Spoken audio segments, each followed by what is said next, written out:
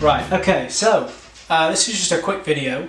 Just going to take you through a couple of things that you're going to do the day before you bake. So, you've been feeding your starter. At this point, you might be thinking, oh, I need to start baking because I'm running out of feed, or, you're ready to go. This is just a little setup video to kind of get you there. So there's a couple of things that you can do. So the day before you're going to bake, you're going to take your nice happy starter, and the night before, like just before you go to bed, you're gonna feed him, but you're gonna give him a much bigger feed than we've done previously. So we've been doing kind of 50 grams, 50 grams, 50 grams. So you're gonna double that to 100 grams. So 100 grams of water, 100 grams of starter, and 100 grams of feed. Same method. Leave it in the same place, and that's going to provide us with enough starter to do the bake. Okay. So you're going to need same equipment as from previous feeds. We're just going to put him in a slightly bigger tub. So I'm going to do mine later on tonight, and I'm going to put him in this tub just so it's a little bit bigger. You don't have to seal the lid or anything. Same procedure as normal. Just a slightly bigger tub. Just because it's happened to me in the past. If you've done a big feed for a bake, and you come down the next day and there's starter everywhere because it's really kicked off, and you've not put him in a big enough tub. So just make sure you're putting your starter in a big enough tub. I'll put the recipe underneath, just so you're not pausing the video and all this kind of stuff. So I'll put the recipe for the feed that you're going to do the night before the bake, and then also the recipe for the loaf. And I'm just going to get a couple of things pre-weighed. It just speeds things up in the morning.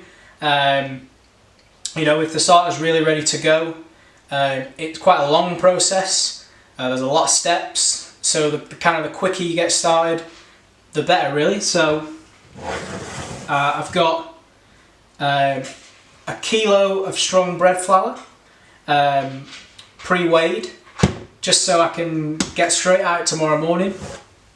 And then I've got my salt pre-weighed as well. I mean, it's a bit pedantic, but it's always good to be prepared. The kilo of flour, this recipe is going to get you 2 loaves of bread. So if you only want to do 1 loaf of bread, that's absolutely fine. Just half the recipe, and it's going to work exactly the same. Same method, same timings, give or take a little bit, but don't worry about that. If you just want 1, then just half the recipe. That's going to work out the same, really.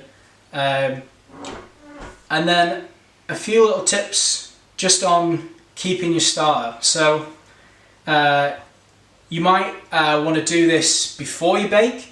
I mean, just because I'm posting these videos at a certain time doesn't mean you have to bake. I had a message from someone this morning who seemed to have quite an established starter going. So if you are going to do half this recipe, or even if you're not going to do half the recipe, I'm just going to give you a little tip on keeping your starter long term. So normally when you feed the starter, you just kind of leave it out on the side. The next day when you feed, you either discard or you use some of the starter to make something else. So I keep my starter in the fridge when I'm not using it, because I tend to bake about once a week, just to save on flour, really.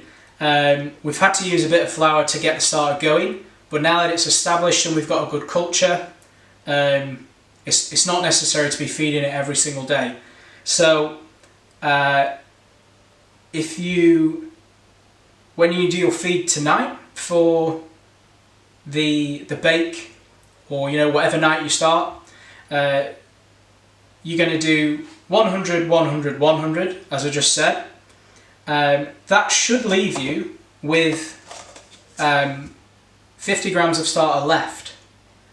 So take what I'm so sorry if you can hear music in the background. The post-apocalyptic rave has started again. There was some terrible karaoke singing before. Oh, just awful. I mean, we're all in this together, but shut up. Anyway, back to what I was saying. Yeah, if you're going to do 100, 100, 100, ready for your bake, the 50 grams of starter you have left, feed in the same way as you would normally do, but instead of leaving it on the side, seal the lid and put it in the fridge. And what that's going to do is it's going to slow down the fermentation to a point where you're only going to have to feed it about once a week. So you could do your normal feed, 50, 50, 50, put it in the fridge, and then a week later take it out, do the same feed, give it maybe an hour and a half on the side just to kind of warm up a little bit, and then put it straight back in the fridge. And that's a good way of kind of keeping enough starter to make a loaf of bread or a couple of loaves of bread, but at the same time not feeding every single day and not using loads and loads of flour. So I hope that's helpful for anyone who's kind of thinking, oh, I'm going through loads of flour here and I still haven't got a loaf of bread. But the video is coming, so just hang in there. It shouldn't be too long. And yeah, just a tip on keeping your starter kind of long term. So got my stuff pre-weighed. I'll feed him later on, and then hopefully I can film the video tomorrow and it should be with you in the next couple of days. So thanks a lot for watching. Any questions, post them below and I'll answer them. And yeah, happy baking. See you later.